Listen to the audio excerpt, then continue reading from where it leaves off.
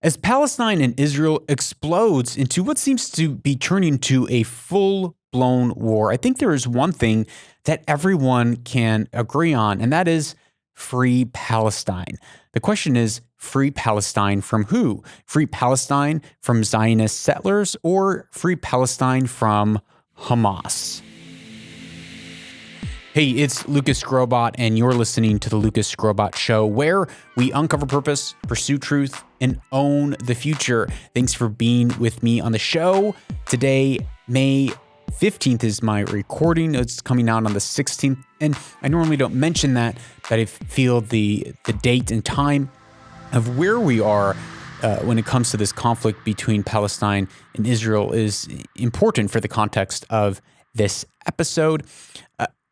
Over the last week, I've been very silent on this conflict. I've been probably read and watched videos and had conversations and scrolled through endless comments, read a bunch of history, probably 50 hours worth over the last week in preparation for this episode. And one of the biggest things that I fought for was reading every post that I disagreed with, reading all the comments that I was like, I don't think this is right, looking at every video that was sent my way that I didn't trust the source on, that I'm like, oh, I don't like this person.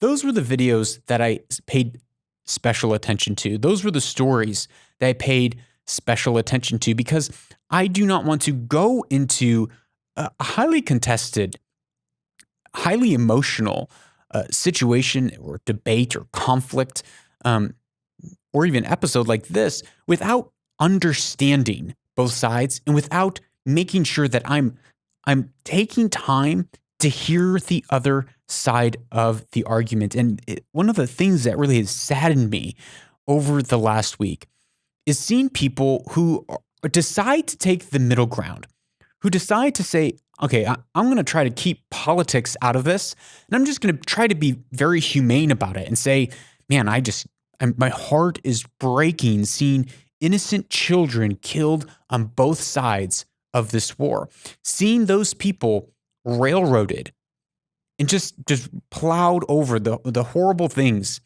that are said when these individuals try to take a middle road. It's very disheartening. It's very disheartening for me to see our society, culture move to such a place where trying to find a middle ground is something that is detestable. And that's what I want to do on this episode. I want to find a middle ground. Now, of course, I have an opinion. I don't think this is going to be unbiased by any way, but if you hear something, or if you hear something I say from this episode, or an opinion that I missed, which I'm going to miss a lot of opinions, please send them my way. I would love to have a conversation with you. But one of the biggest arguments that I feel is very illegitimate and important to bring up, that is going around the social media sphere when it comes to this conflict, is the fact that people are saying you can't even use the word conflict in this. That it is wrong to say conflict. It is wrong to say that there's two sides. I've heard this argument made many times. In fact, I've heard people say, quote, Israel has no right to defend itself because Israel is the oppressor, established at the expense of Palestinian suffering. People have said, quote, don't use the words, quote unquote, two sides or conflict. Don't even. And this isn't just one source, but multiple people. It seems to be a growing theme that it's not a conflict. It's not a war. It is resistance versus an oppressor. And it's boiled down to such a singular level that if you disagree, well, you're labeled.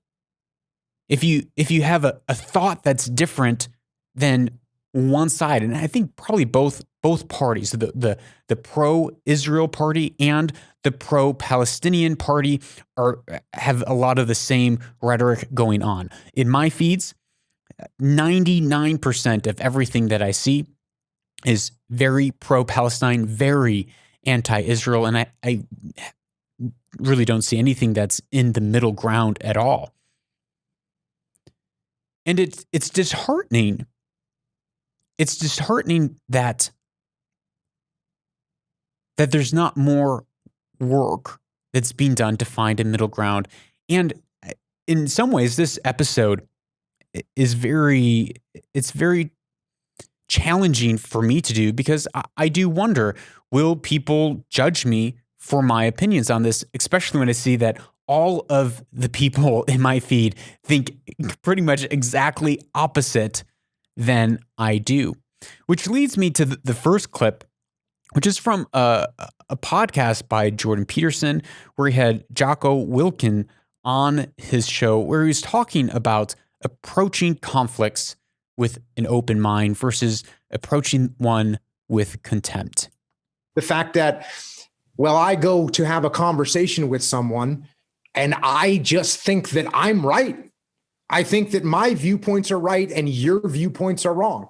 Mm-hmm. And worse, not just wrong, contemptible. Exactly. That's like the ultimate expression of wrong, right? They're beneath my consideration. Right. Yeah, and that's not good. That's definitely not good. How do I listen to anything that you say? How do I find any common ground with you if I think that what you think is contemptible? And so therefore we can't have a conversation. If we don't have a conversation, we can't find any mutual ground. And that means we can't find solutions to the problems that we're facing. And it means when push comes to shove, we have to fight. Yes, it does. Yeah. Mm-hmm. I'm here to tell you that's not a good option. When push comes to shove, we have to fight. If we're unable to sit down at a table and listen to someone else's side, and I can honestly say, over the last week, I have read so much literature on both sides, trying to understand this conflict, that I have truly worked to see and understand the other side, and I'm completely open to being proven wrong and to having what I have to say and my perspective totally debunked. But going into this past week, we have seen on the Palestinian side 174 people dead, 47 of which are children. The loss of life is just horrific. In one home that was bombed by an airstrike, 10 people died, most of which were children. We've seen doctors have been killed in these airstrikes. We've seen media buildings destroyed. Now, they were informed beforehand that they were demolishing the building. But still, it's heartbreaking to see the fruit of war. It's heartbreaking to see the loss of life. On the Gaza to Palestinian side, the Gaza Strip has fired over 2,500 rockets since the outbreak of fighting a week ago on Monday, according to the Israeli Defense Force. 10 people in Israel, including a young child, have been killed in the rocket fire.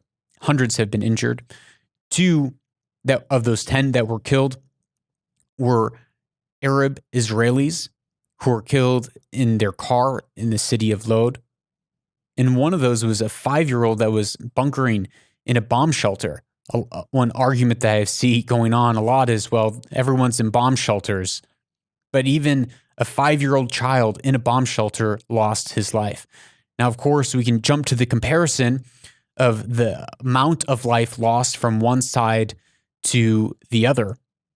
But I think that cheapens the loss of life on both sides, and it misses some important points and important, not even nuances, but just realities of the conflict between Israel and Palestine, Israel and the Gaza Strip specifically, which began firing rockets, thousands of rockets at Israel. And if it wasn't for the Israeli Iron Dome system, which is shooting down most of these rockets before they can hit populated areas, we would have seen and would still see much more extensive damage done to civilian populations, whereas Israeli defense forces are targeting specific buildings that are being operated by Hamas, which Hamas is the ruling party, the ruling de facto government of the Gaza Strip, but it's also a terrorist organization. They also hide their weapons underneath schools and hospitals, and they take their command posts in civilian centers and apartment buildings to use civilians as a means of shielding them from attacks from Israel. And so there is a vast difference between launching thousands of rockets in an attempt to hit anything and anyone, and Israel doing a knock bomb, which is when they drop a small explosive device on a roof that doesn't penetrate the building, to warn everyone that within an hour they're going to destroy the building. And then they call people up on the ground to say, hey, we're going to be taking this building out. Make sure that everyone is out of the building. There seems to be a vast difference between the two parties. And oftentimes that's conflated. Oftentimes that fact is overlooked just based on the fact of the number of people who are lost. And now this is, and when I say tragic, I don't mean it lightly. It is the deeply saddening and tragic, broken part of war, and something that every nation has to decide before embarking on to war, of saying, is the loss of life worth it to go into war knowing that we will be taking lives and our lives will be taken, or should we remain how we are? Or is remaining how we are and not taking action, will that actually result in something far worse? Here again is another clip by Jocko Wilkin. If you are going to go to war, you have to make sure before you go that you have the proper will. And there's two types of will that you need to have if you're going to go to war.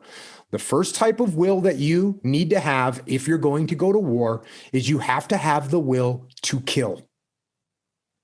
You have to have the will to kill. And guess what? I am sorry to inform everybody, it is not just the will to kill the enemy. Because when you go to war, war is an imperfect endeavor.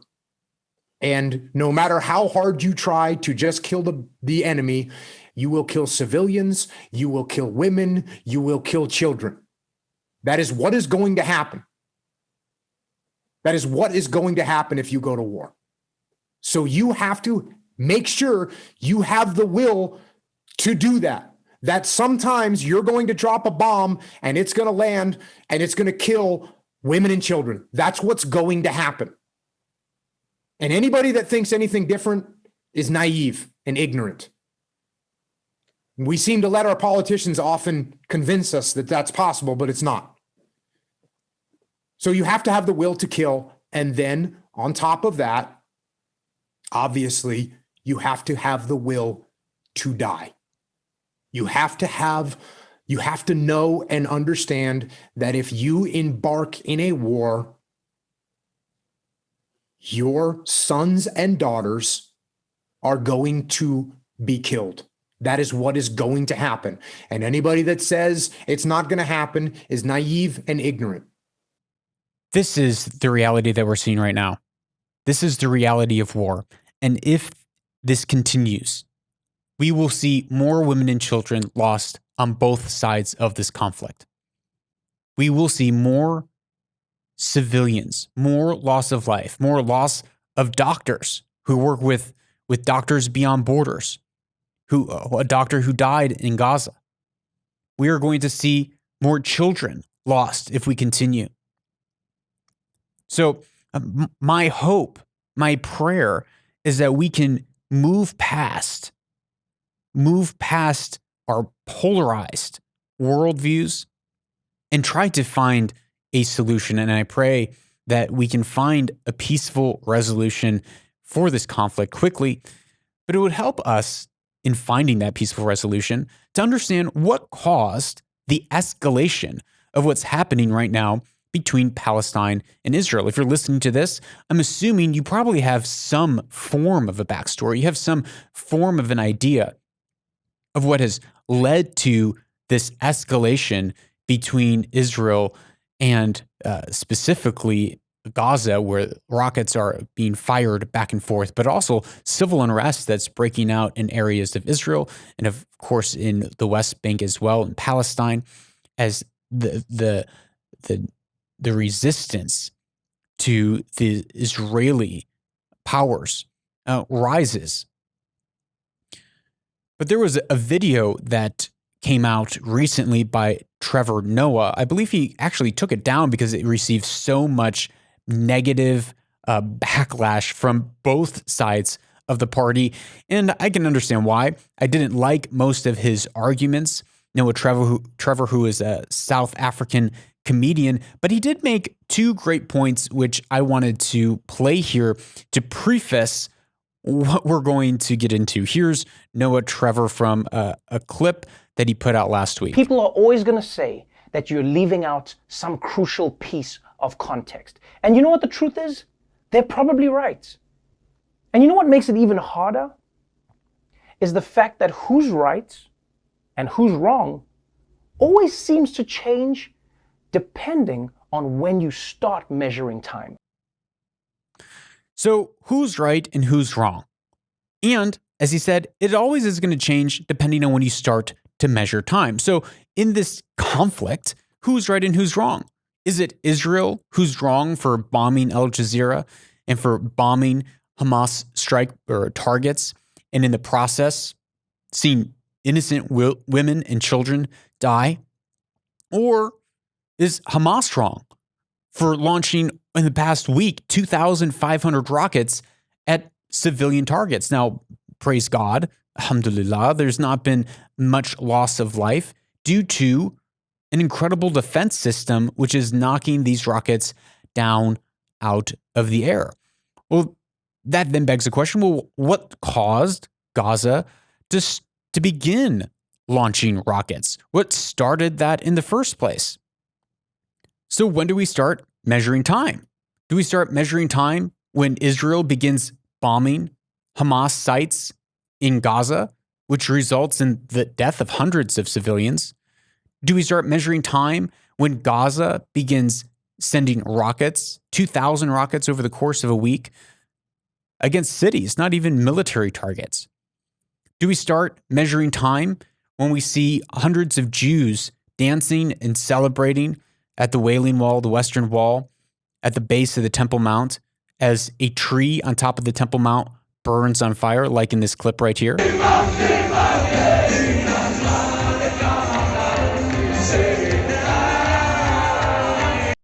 Or do we realize that in this clip, which has been regarded as the Jews celebrating the fact that there's a fire on top of the Temple Mount, we realize that they are actually just very nationalistic, and they're celebrating their independence and their Declaration of Independence from back in 1948.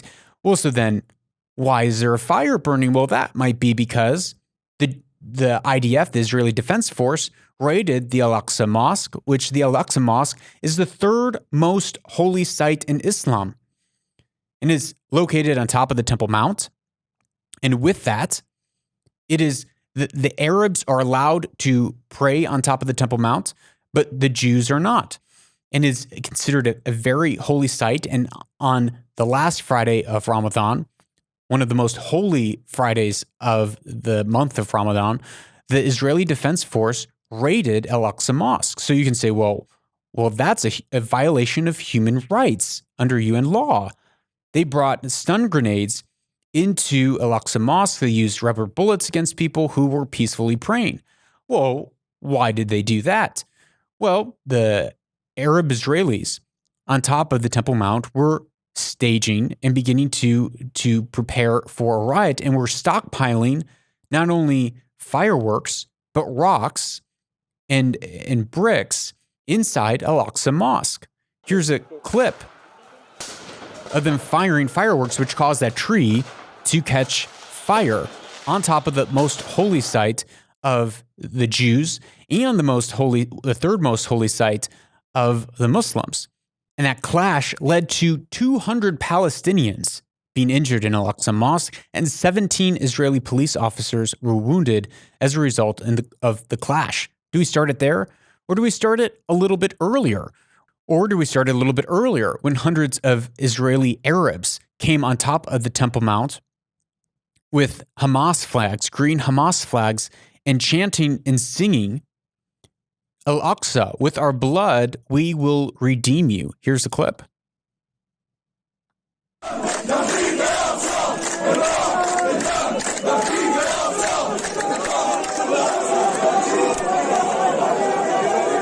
Well, we could always say we have to understand why they were doing this. Why were they? What caused them to do such a gathering? Well, was this completely unprovoked, or was it because on April 22nd, a far-right protest was organized by an Israeli group, Lahava? Some 300 Israeli Jews, most of them young men, marched towards the Damascus Gate, although participants told journalists they were demonstrating against ongoing attacks of Jewish residents. They shouted unacceptable racist slogans, including "Death to Arabs," and hurled stones and set trash cans ablaze. That should be utterly condemned. I mean, that is blatant racism and extremism right there. Now, this Lahava group, they believe in the prevention of the assimilation of the Holy Land, and they're a far-right Jewish organization based in Israel that strictly opposes Jewish assimilation. This is from Wikipedia. Objecting to the most personal relationships between Jews and non-Jews, it has been called alt-right, and it opposes the Christian presence in Israel.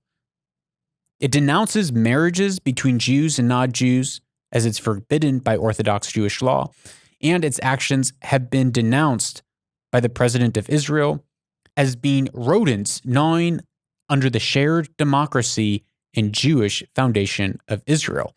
So we can see here, there is a clear argument for extremism. There's a clear argument of there are Jews in Israel that are looking to have a sort of ethnic cleansing of the land. Well, why did this particular far-right protest start? What started that? Well, that was triggered by what was called the TikTok Intifada. Intifada means uprising, a violent uprising. Now, what was happening at the beginning of Ramadan, there was a TikTok movement or trend that was happening. And in these videos, they would encourage attacks on Jews, showing Jews being attacked, symbols of Israeli governments being attacked, or religious incitement, usually involving false claims of Israeli attacks on the Al-Aqsa Mosque, and instructional videos on how to commit acts of terrorism. So did that spur on this? Where do we start measuring? Or do we start measuring from quotes like this, clips like this, of, again, people from the far alt-right Lahava extremist group? I think Israelis have to take over, and they have to kick them away. It will be much better not to kill them, just to go back to Arab countries. Rhetoric like this does not help anyone. And I think when I see clips like this, and the clip goes on, multiple people essentially saying the same thing, saying that Arabs and Jews cannot live together, and that they want to see the Arabs be pushed out of all of Israel. Now, this is not the majority of the Arab population in Israel or the Jewish population in Israel. Now, there's 1.6 Arabs, I believe, who are Israeli Arabs currently. So there is a 20% Arab Israeli population currently in Israel. But the majority, the main driver that people are saying that's causing this conflict was the expulsion or the eviction of 4 houses in Sheikh Jarrah, which is a neighborhood in East Jerusalem, which was annexed by Jerusalem after the Six-Day War. Now, the argument then continues on, was that illegal annexation or illegal? And there is good argument, I think, on probably both sides. I think the most clear one is from the UN Resolution 242, which came after the 1967 Six-Day War, which said that Israel had the right to maintain defensible borders. And so with that, they took over East Jerusalem as where the line was split down the center of Jerusalem was not defensible. So Israel annexed the eastern Jerusalem and has been caused a point of contention ever since. Well, so what's happening with what are being called Zion settlers in East Jerusalem, a highly contended neighborhood in Israel? The Sheikh Jarrah property dispute is a long-running dispute involving the ownership of certain properties and housing units in Sheikh Jarrah. This is according to Wikipedia. The neighborhood of East Jerusalem is considered to be a microcosm of the Israeli-Palestinian dispute over land since 1984. Israeli law allows Jews to file claims over land in the West Bank and East Jerusalem, which they may have owned prior to 1984, but reject Palestinian claims over land in Israel, which they owned. This right here is where you say, aha, see, this is exactly it. This is the exact racism that we're talking about when it comes to Israel. This is the exact double standards that we see, that Jews are able to reclaim their property if they have a legal deed, but Palestinians aren't. Now, the reason that this is, I was quite confused by this for a while, but after digging and doing research on the Geneva Convention, it states that refugees are able to return legally if they are willing and able to live peaceably with their neighbors. And if they are, they can either receive their property back or they can receive compensation for their property. Now, that is a contested area on both sides. But Israel's side and stance on it is, well, you are living in a nation that doesn't recognize our existence, or you're living in a territory that doesn't recognize our existence or is hostile towards us. And you, by leaving, proved that you were hostile towards us as a nation, hoping for our demise. So currently, since we don't have a peace treaty between us, we are your enemy and you are our enemy. So how can we let you back in? And so until that is resolved, which Israel has put on the table multiple times, there have been multiple times, 5 times, that there have been peace treaties on the table where Israel says, we will pull out of your territory settlements or developments in your territory that you don't want us to have. We'll pull out of those.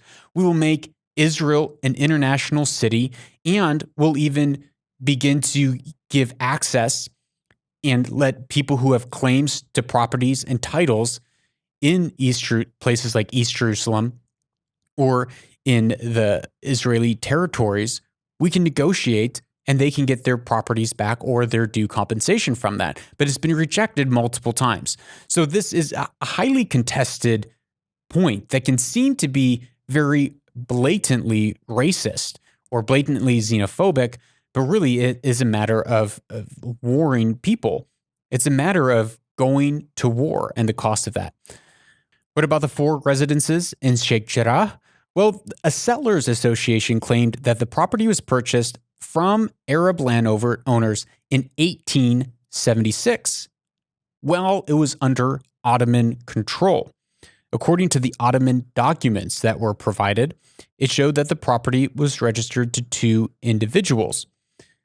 They had tested and they had contested the authenticity of these documents, and an Israeli court had stated that the documents of Jewish ownership was indeed authentic. Now, this is an important part. In 1947, there were about 100 Jewish households in the neighborhood of Sheikh Jarrah. In March 1948, due to mounting Arab violence in the 1948 Arab-Israeli War, the British authorities ordered the residents to evacuate within 2 hours. East Jerusalem came under Jordanian rule, or the Transjordanian rule, following the 1948 war, and the Jordanians expelled all Jews from East Jerusalem, and the Jordanian custodian of enemy property was established in 1948 to handle property taken from Jews that had fled or been expelled from the territories then under Jordan control, including these 4 properties in question. The evacuated Jewish residents were settled in Palestinian homes in West Jerusalem. In 1956, the Jordanian government cooperated with the UN Palestinian Relief Agency and housed 28 Palestinian refugees in Sheikh Jarrah who were required to pay rent to the custodian. What this means is that the people who were living in this property at 1956, they were refugees, Palestinian refugees that were placed in Sheikh Jarrah, and it was under the order to pay rent to the custodian. Now, in 1967, after the Six-Day War, Israel took back this territory, and since then it's been disputed. At that time, there were no Jews living in Sheikh Jarrah. Palestinian refugees who had been expelled or displaced from their homes in Jaffa or Haifa in the 1947-1949 Palestinian War, their descendants were housed in Sheikh Jarrah district, and no Jews lived in that neighborhood until the 2000s. Well, it was in 1972 that the Israeli custodian general registered the properties under the Jewish Trust, in which, in turn, it demanded that the Palestinian tenants pay rent to the trust. In 1980, Israel annexed East Jerusalem, including these properties in question. In the consequence, Israeli property law commenced to apply to these properties, which means that those living in these houses needed to pay rent. And on top of it, in 1982, the Palestinian residents agreed to pay rent and accepted the Jewish ownership of the land and were allowed to live there as protected tenants. The Palestinian residents have since repudiated the agreement, saying that they were tricked into signing it and they decided to stop paying their rent. The 2 Jewish trusts that have been held by the Israeli courts to be owners of the property sold the homes to a group, a settlers organization, and since had made repeated attempts to evict the Palestinian residents in order to enable Jewish settlers to move in. So this is the backstory, which is quite an intense backstory. The backstory that I've heard before reading this was that these people in these 4 residences have lived there for generation after generation after generation, dating back to, who knows when. But if this is true, which I don't understand, would know why it's not, it's clear that the people who moved in there moved in as late as or early as 1956. And they moved in there not as people who rightfully bought the house, but as refugees. And they were allowed to stay there. And they agreed to pay rent. And then they decided to stop paying rent, which that led to an eviction notice in 2021. The Israeli Supreme Court, which is 20% Arab, the Supreme Court is 20% Arab, it's not just all Jews, had been expected to deliver a ruling on May 10th whether or not to uphold the eviction of the Palestinian families from Sheikh Jarrah neighborhood, which had been permitted by the lower courts. The order covered 13 families, 58 people, including 17 children. 6 families were to be evicted on May 2nd, and a further 4 families by August 1st, which this then led to the clashes between Palestinians and Israeli police over the anticipated evictions. But on May 9th, as everything began to escalate, the Israeli Supreme Court delayed the expected decision of eviction for 30 days to try to cool down the situation. So this is the narrative. And so I can see how generation after generation and frustration and angst between Palestinians and Israelis could lead to such a conflict. I could see how The thought of being kicked out of your home and seeing people being kicked out of your home as the video went viral on social media platforms could cause people to be enraged. But it still seems suspicious to me that we went from people being kicked out of their home by a legal court order where they signed to say, yes, this home belongs to someone else. And there's a clear lineage that it's not that they purchased these homes. They were placed there as refugees for a time, and they were allowed to live there protected. So where I get confused and I got hung up was, how did this escalate to something so big? So we've gone through all these steps, but there always seemed to be a missing point to this. There always seemed to be something underlying all of this conflict. But what the one side, what the pro-Palestinian side is making this out to be is proof and evidence that Israel is an apartheid state, and calling this ethnic cleansing of East Jerusalem, calling this a genocidal nation, hell-bent on destroying all Arabs, on destroying Palestinians, even though Palestinians, Arabs, Israelis have equal rights in Israel.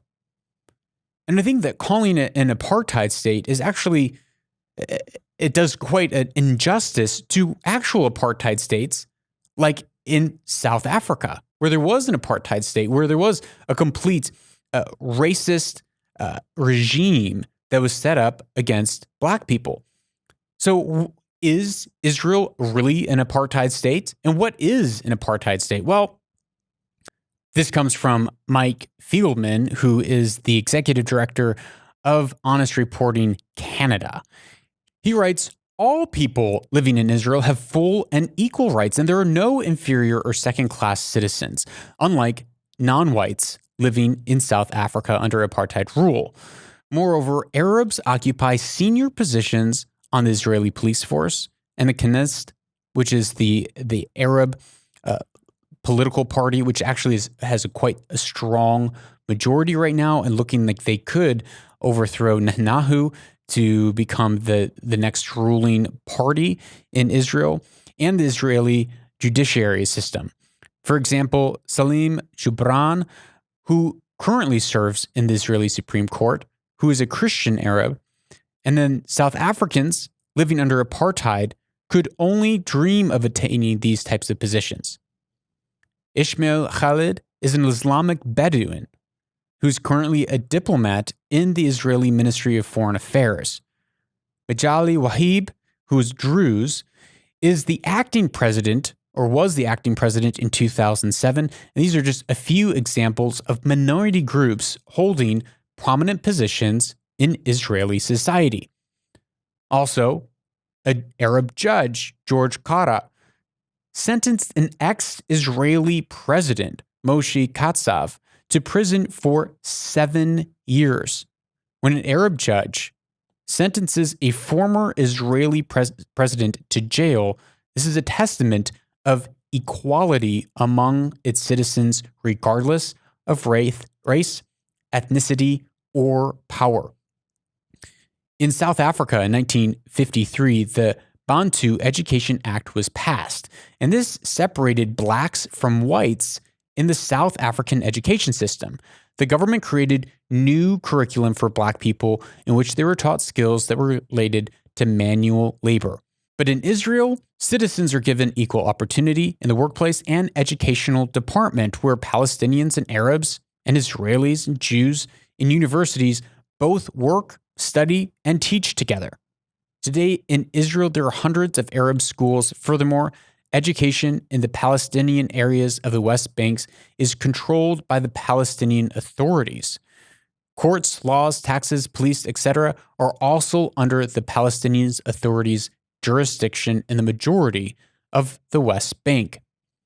Another reason that Israel is not an apartheid state is that incitement to racism is a criminal offense in Israel, which is the opposite of the apartheid state of South Africa, whose government specifically passed incendiary racist legislation. The fifth point, Arabs and Israelis receive the same treatment in hospitals. During the apartheid in South Africa, blacks were specifically given limited access to healthcare. Now, the argument is being made, well, in Palestine or well, in Gaza.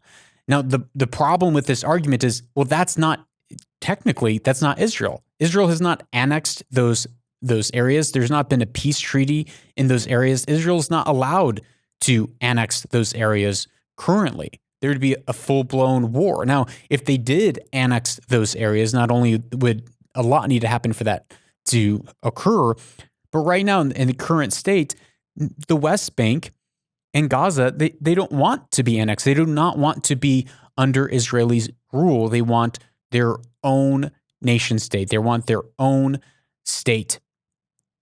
And that is what they have been working towards for a number of decades now. And it seems like every time they get close, it just crumbles before everyone's eyes. Point number 6, non-whites in South Africa had separate amenities, including hospitals, beaches, buses, restrooms, drinking fountains. None of this discrimination is prevalent in Israel, and the law prohibits discrimination in public places. 7th point that he makes is Israeli Arabs have their own political party, some of whom are Israel's harshest critics. They received 13 seats in the 2015 Israeli elections. Furthermore, Arabs have equal voting rights, whereas colored people during the apartheid were not allowed to participate in the political process. Number 8, Arabs, citizens, are allowed to seek redress through the courts and governments if they feel like they have been wrong. This is nothing compared to the apartheid of South Africa, where discrimination was authorized from the highest positions of the government. Number 9, and this is a kicker, Arabs in Israel have more fundamental rights than the Arabs in the Gaza Strip or the West Bank. They have more rights in Israel. In Israel, there is 1.6 million Arab citizens that are integrated within Israeli society. They make up 20% of Israeli population. There was no such integration in South Africa. Furthermore, according to a poll done by Harvard University, 77% of Arab citizens living in Israel would rather live there than in any other country in the world.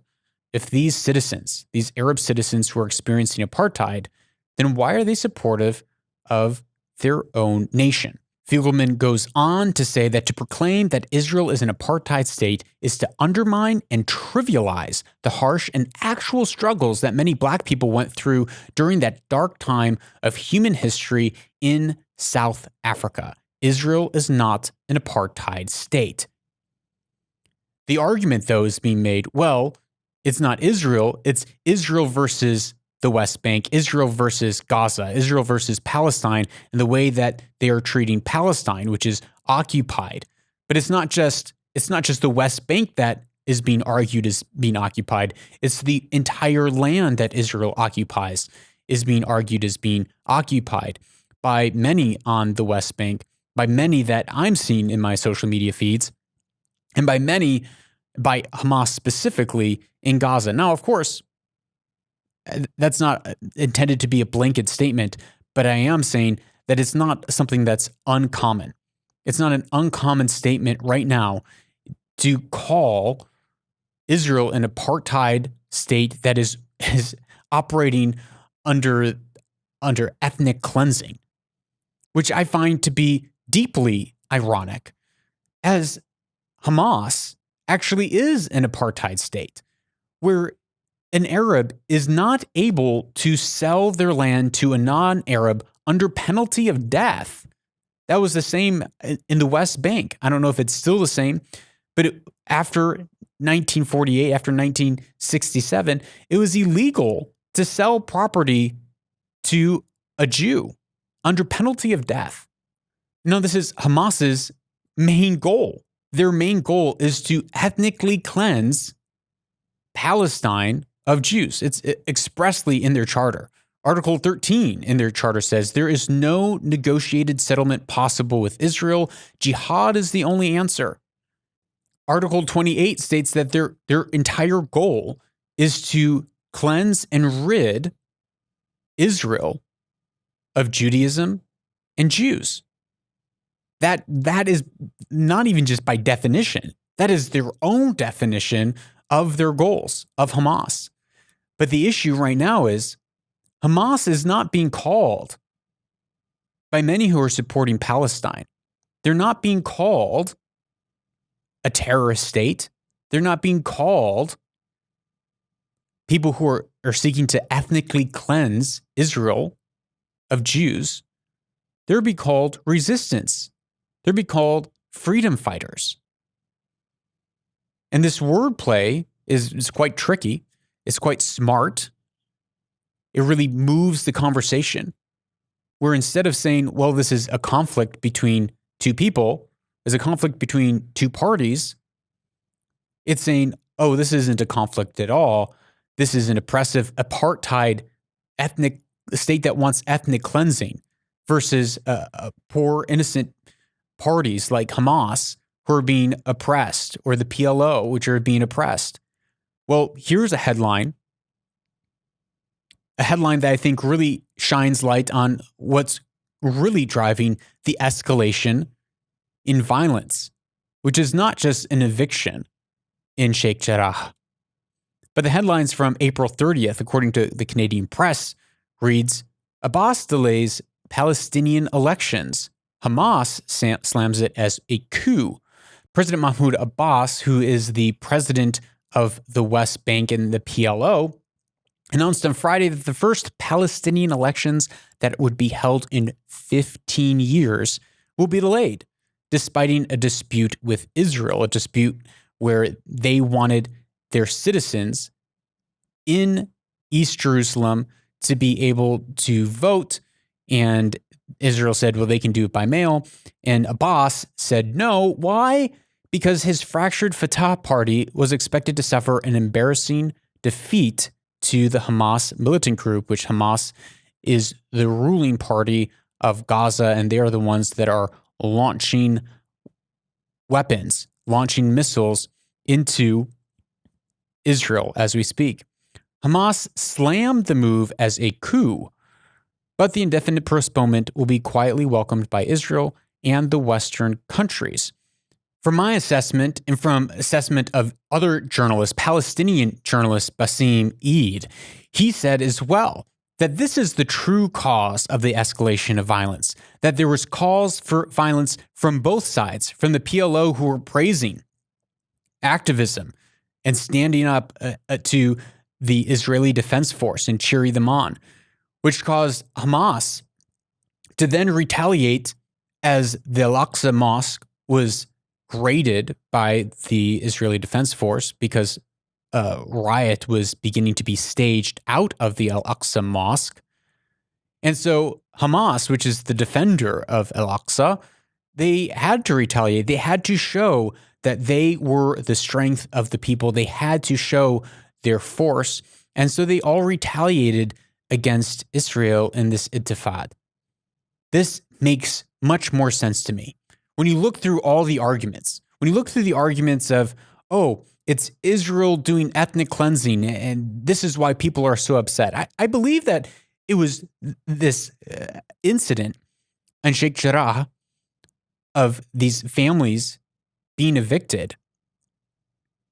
I believe that that's why people are posting and sharing, but it was used. It was used to cover up a failed election. It was used to cover up the fact that for 15, going on 16 years, there have been multiple failed elections time and time and time again by the PLO.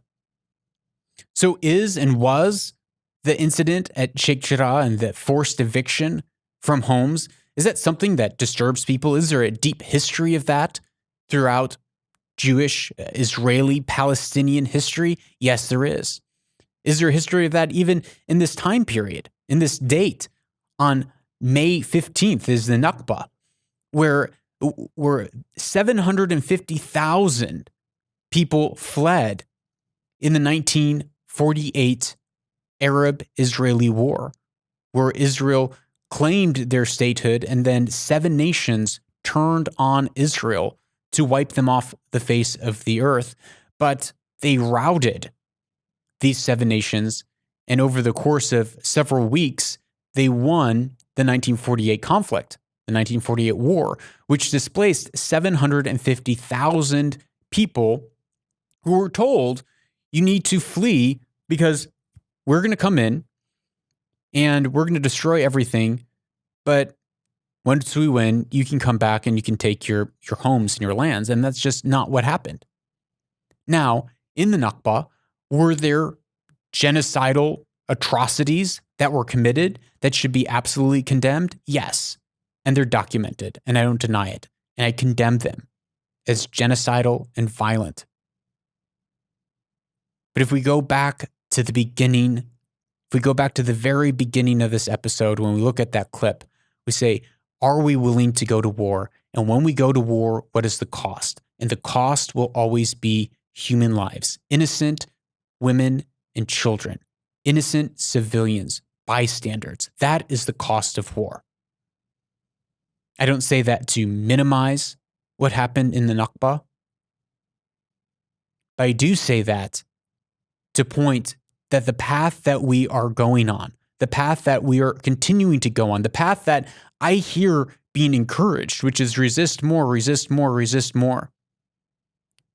It is a path that will lead to further and further destruction of innocent human lives. In my 50, 60 hours of research on this, I actually don't really believe that even began to scratch the surface of the vast amount of stories and narratives and history and viewpoints. I mean, the amount of videos that have been sent my way, and I know there's probably a dozen more of saying, well, did you see this video? Or what about this? Or you forgot this piece of history? Or what about this person's story? And that can go for both sides. And for each one, I'm sure is one that shows the exact opposite perspective.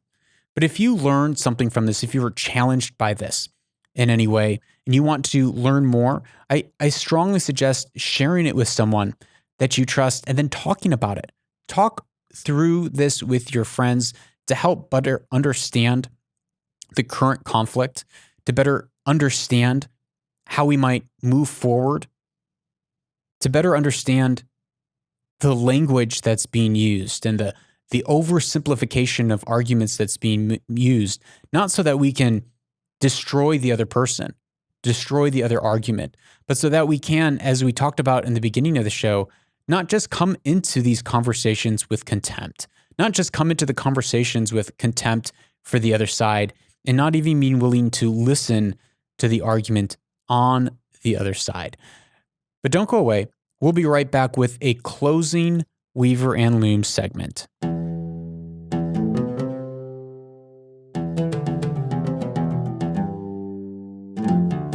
Welcome back to Weaver and Loom, a part of the show where we take ancient wisdom and we weave it in with our everyday lives so that we can own our future and weave our destiny. This episode has been difficult for me as most of my relationship and peer group here living in the Middle East believes probably the exact opposite of I do, and as far as where they stand on this conflict. And if they don't, certainly they've not been vocal about that in social media platforms, and I can understand why.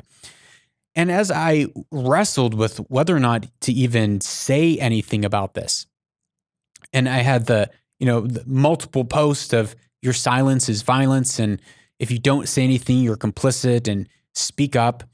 And I felt compelled, I should speak the truth. After all, that's what we talk about here on the show. And now, before you get into, well, wait, that's not the truth. What I mean is, I need to speak not my truth, not what I'm choosing to be my relative reality, but I need to be honest. I need to speak and say, actually, I think something different. Actually, when I spend extensive time reading history, reading the Geneva Convention, reading the UN orders and ordinances and armistices, and and the definition of laws between occupied territory or disputed territory. When I read all those things, the only thing that I see is more nuance on both sides.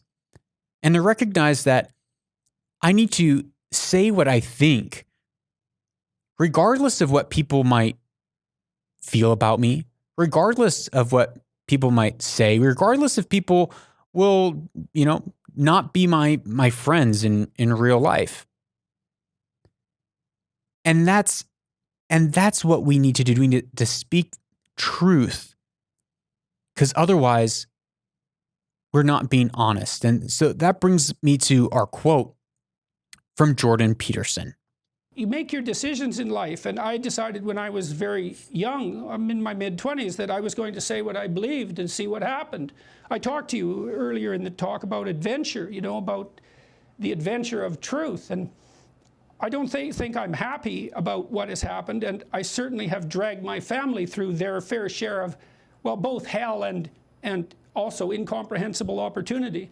It's expanded our lives in both directions to a tremendous degree, but it's certainly been an adventure. It's not been dull, and I don't believe that it was a mistake. Whatever happens as a consequence of telling the truth is the best thing that can happen.